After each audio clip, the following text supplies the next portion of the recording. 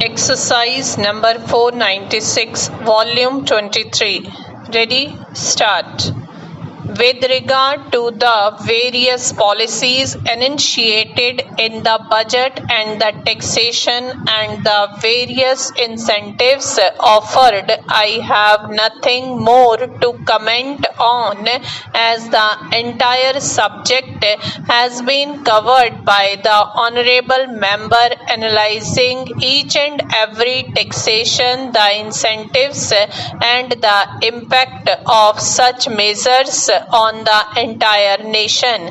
It is an admitted fact that when we embrace both the private and public enterprises and we plan according to the policy by accepting these two together, we cannot satisfy the entire lot of the people by any measure that has been chalked out to plan our future. So it has been extremely criticized by the honorable members opposite, especially the communist benches, that the entire budget represents what they in their standard critical way call the Anglo-American capitalists.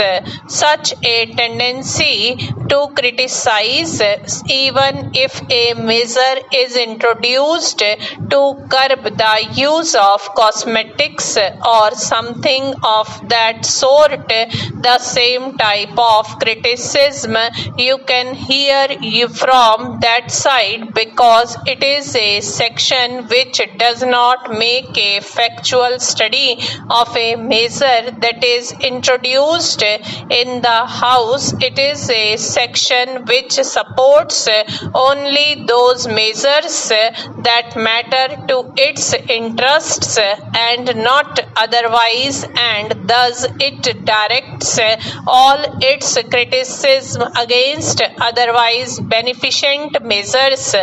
Madam, there are certain measures in the budget which concentrate on help to the forthcoming of capital for the development of industries. In the same way, we have certain measures introduced which are aimed at decentralizing capital so that the economy may be a socialist one at a later stage. All these are mixed up, and so all of a sudden we may not be able to say what will be the impact of all the measures that are envisaged in the budget.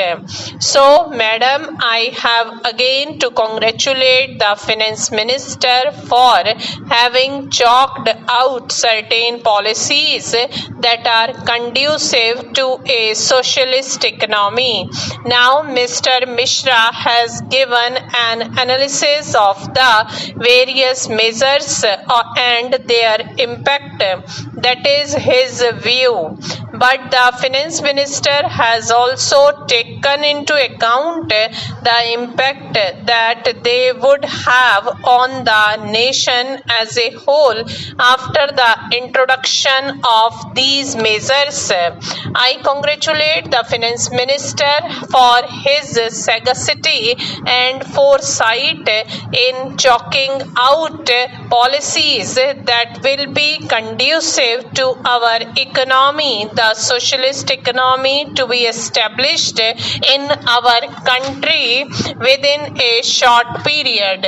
Madam, I do not wish to talk much on the taxation and other measures, but I wish to bring to the notice of the Honorable Minister some of the important needs of the country which should be given priority when we consider the working and implementation of the budget that is placed before us.